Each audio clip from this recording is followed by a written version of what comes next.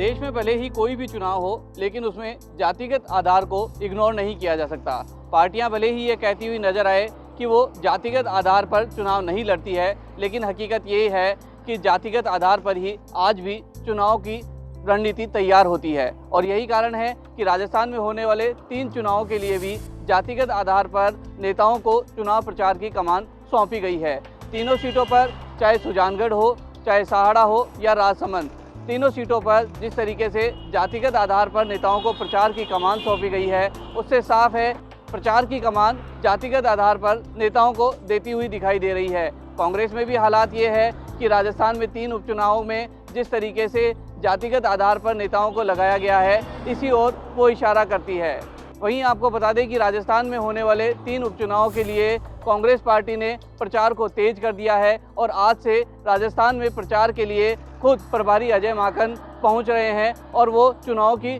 Monitoring और प्रचार की कमान अपने हाथ में लेने जा रहे हैं। हालांकि जिस तरीके से प्रदेश अध्यक्ष गोविंद सिंह डोटासरा, मुख्यमंत्री अशोक गहलोत, प्रदेश प्रभारी अजय माकन और प्रदेश के पूर्व उप मुख्यमंत्री रहे सचिन पायलट पहले से ही प्रचार में जुटे हुए हैं, लेकिन कांग्रेस पार्टी को अब जरूरत है उन जातिगत आधार वाले नेताओं की जो इन तीनों विधानसभा सीटों पर जाकर अपने जाति के आधार पर जो वोटर हैं उसे अपने साथ जोड़ सकें। चुनाव प्रचार के लिए जो है कि हमारे जितने नेतागण हैं जो प्रचार करने जाएंगे, वो सब जो है उसके ऊपर रणनीति तैयार हो गई है, वो सारी स्ट्रेटेजी तैयार है। और विभिन्न पंचायतों में जिन नेताओं का